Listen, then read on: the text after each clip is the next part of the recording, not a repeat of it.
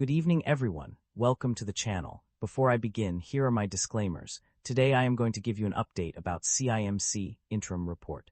China International Marine Containers Group Co. Limited offers a diverse range of businesses and services across various sectors. The company's key offerings include logistics equipment, containers, semi-trailers, truck bodies and airport facilities, energy and chemical equipment, engineering services, storage tanks and pipelines, transportation vehicles, electric tractors, trailers, mixer trucks and specialty vehicles, offshore engineering, semi-submersible drilling platforms and jack-up drilling platforms, logistics services, supply chain management, finance and asset management, and industrial city development, recycled load and reusable transport packaging design, and leasing services, finance and operating leases, fire safety and rescue equipment, airport facilities, and logistics systems. These businesses and services are provided across China, the United States, Europe, rest of Asia, and internationally. The recent surge in China International Marine Containers Group Co. Limited (CIMC) H-share stock price can be attributed to several key factors. The company's strong interim results for HON 2025, which showed a 47.63% increase in net profit attributable to shareholders, were a significant contributor. Additionally, the positive 2024 annual results revealed a 128% year-on-year increase in container manufacturing segment profits and a record high of US $3.25 billion in new effective orders for the offshore engineering division. The company's ability to achieve growth despite declining revenue was also notable, with improved operational efficiency cited as a key factor. Furthermore, CIMC Group's significant net profit growth in HON 2024, which included a 425.54% year-on-year increase in dry container sales volume and a 66% increase in net profit, further boosted investor confidence.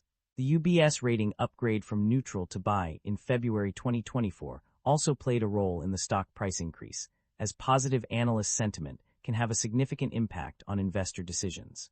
Overall, these announcements collectively contributed to CIMC's stock price surge of over 50.76% in the past year. The primary drivers of revenue growth or decline in a company's financial performance are multifaceted.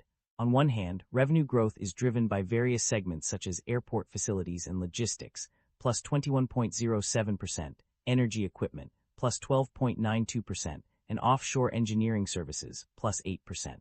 Additionally, significant contributions come from subsidiaries like Shenzhen Southern CIMC Containers Manufacture Co., Limited, and Yantai CIMC Raffles Marine Technology Group Co., Limited. On the other hand, revenue decline is attributed to segments such as road chemical and fire safety, minus 2.11%, finance, minus 3.11%, liquid food, minus 4.79%, and containers transportation vehicles, minus 5.29%. External factors like urban maintenance tax, 19% increase, educational surcharge, 21% increase, and housing property tax also impact revenue growth or decline. To accurately identify the most significant drivers, a detailed analysis of revenue growth rates, contribution margins, market trends, industry analysis, competitive landscape, and market share is necessary.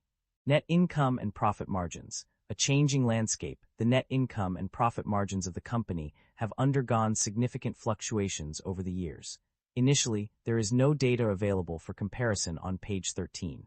However, from page 17 onwards, a downward trend is observed in net income, with a decrease of 28.89% year-over-year. On the other hand, profit margins have shown mixed results. On page 17, the global semi-trailer business saw an increase in gross profit margin by 4.6 percentage points year-over-year, while China's semi-trailer market experienced growth in revenue, gross profit margin, and sales volume. However, on page 105, the operating profit margin decreased from 2.71% to 2.36%, but the net profit margin increased from 1.75% to 2.34%. The reasons for these changes are attributed to various factors. On page 38, investment losses and credit impairment losses contributed to the decrease in net income. In contrast, on page 224, a higher revenue and lower cost of sales led to an increase in profit margins. Overall, the company's financial performance has been influenced by a combination of internal and external factors, resulting in varying trends in net income and profit margins over time. The company is generating a significant positive operating cash flow, This is evident from the consistent and substantial net cash inflows from operating activities across various pages of the financial summary. The figures range from RMB 7,154,425 to RMB 4,440,204, indicating a steady increase in operating cash flows. This trend suggests that the company's operations are generating sufficient funds to cover its expenses, resulting in positive operating cash flow. The company's debt level has undergone significant changes over the past year. While short-term borrowings have decreased by 6.1% to RMB 7,218,303,000, long-term borrowings have increased by 0.18% to RMB 19,773,076. The total debt level has also seen a notable increase of 12.9%. However, interest expenses have surprisingly decreased by 27.3%, from RMB 1,083,498 to RMB 787,517, indicating that the company is paying less in interest despite an overall increase in debt. The company's financial performance varied across different segments and regions. The container manufacturing business, logistics services business, offshore engineering equipment, and airport facilities and fire safety were the underperforming areas.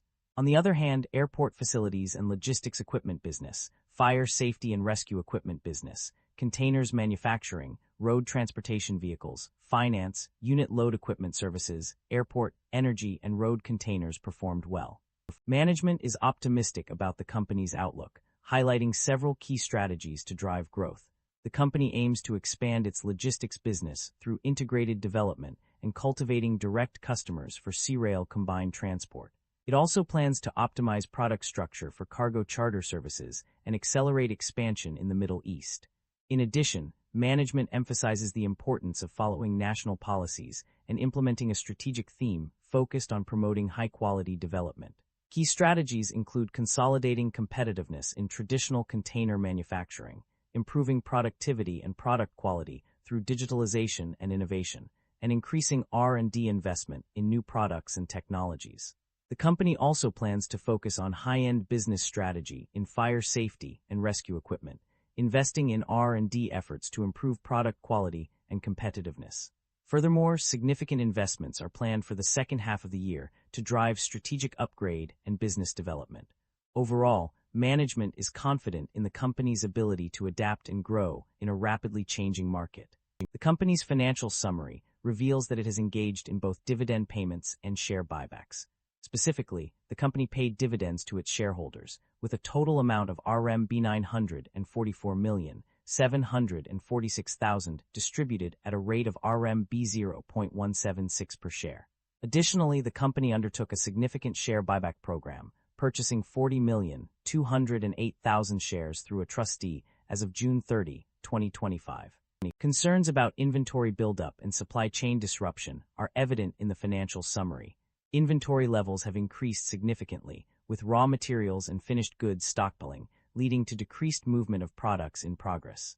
This is further exacerbated by long production cycles, resulting in accounts payables over 1 year.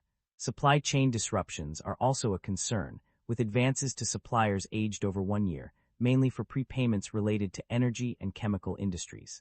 The offshore engineering project has seen a significant decrease, indicating potential issues with supply chain management.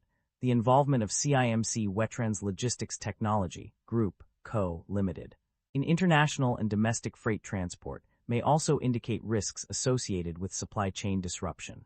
Overall, these concerns suggest that the company is facing challenges in managing its inventory and supply chain effectively. That concludes the financial summary for CIMC. Feel free to comment below, and I will be happy to answer them when possible.